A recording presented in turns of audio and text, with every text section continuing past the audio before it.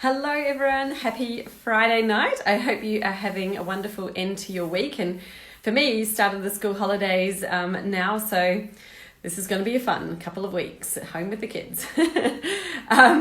What to do when your marketing isn't working? Look, I have been having some chats with people over the last couple of weeks because I guess as a marketing coach, I tend to attract people who are having problems with their marketing. And one of the biggest conversations that we have is when they come to me and they say, look, my marketing really isn't working, but I don't know what to do. And everyone I talk to is telling me different things. I'm being bombarded by all of these suggestions and it's just too much. I'm overwhelmed. I've got no idea what I really should be doing. And this is happening to everybody. The thing is, there's never any end to what you can do to market. There's so many different marketing activities out there. It's almost endless. Your opportunity is endless. It's amazing and lots of fun, but you don't need to be doing it all. And I really, really recommend that you're not doing it all, because unless you are a huge company with loads and loads of resources, a massive team. I've worked in corporate organizations where there was a specific team just for email marketing, a specific team just looking after advertising.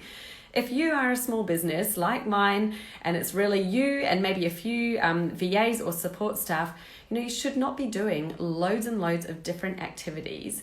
You need to be really tailoring into what are the right activities. And of course, this is the crux of the problem, isn't it? My marketing isn't working.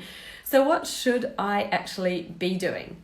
First things first, if your marketing isn't working, it's not your tactic. It's not what you're doing that's wrong.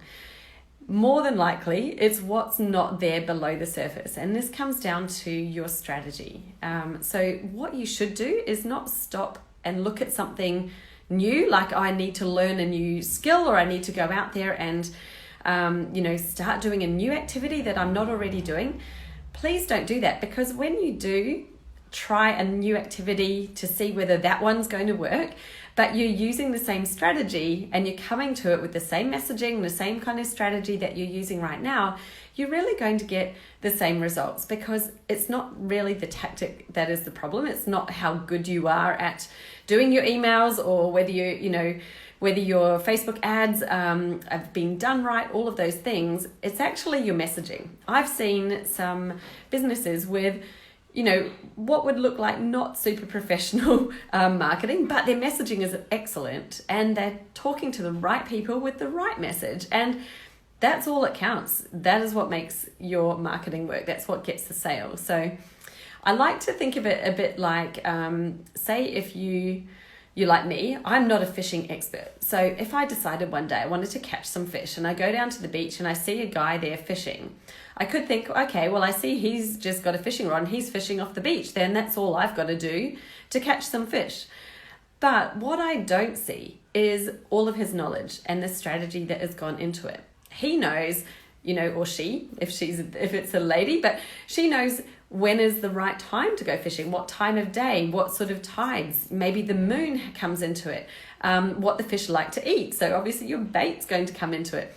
There would be even your technique, because some fish like to be on the ocean floor, whereas other fish will like to follow something and grab it. So when you're not understanding the strategy behind what you're doing and you're simply just following something someone else is doing or what you're seeing out there, then it's not surprising that it's not working.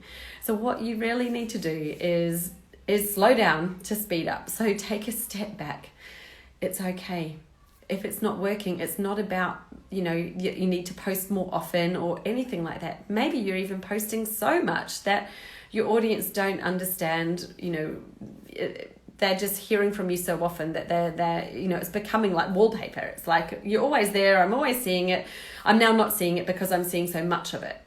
So generally my advice to you, if that's happening, is maybe scale back. Take some of that time that you're currently spending on the doing and actually spend it on the thinking instead. Really get to know your ideal customer and get specific. So it's not good enough that you know who they are and that you think that you're reaching out to them where they are, but actually get super specific so that you're using words that mean something to them. most people are using very general terms. They say, I work with small businesses. Well, what does that mean? What kind of small business? You might say that you do strategies for marketing. Well, marketing is broad. What does that really mean? You might say you write copy. Great, but that's just writing words. Tell us what it is that you do best and tell us why we need to sit up and pay attention. And when you can get super specific with your messaging, with the words that you're using, and really tune into your ideal customer, that's when they start to say things like, wow, it's like you're inside my head. You totally understand what I'm thinking right now. Or I really needed to hear this today. Thank you so much. Because you're meeting them in a really specific place that they are and delivering some content, some messaging that is pertinent to them. The only way you can do that is by getting specific. And trust me, pretty much everybody could get more specific. And if you're asking, well, do I need to get more specific? Then more than likely you probably do. You know when you can't get more specific. You know when there is no ambiguity, when you've gone as deep as you can go. You really, really know. So if you're questioning whether you've gone specific enough right now, then chances are that you haven't. So do that work. It really doesn't take a lot of time, but wow, what a lot of value you can add to your business when you are clear, very clear on who you're speaking to, and when you can talk to them on their level. It just makes so much more impact when you're able to talk to somebody on their level. And the only way that you can really do that is by doing that work to deep dive in and get to know what your ideal customer, what are they thinking right now? What do they believe? Like maybe they think some things that are not right about what you do.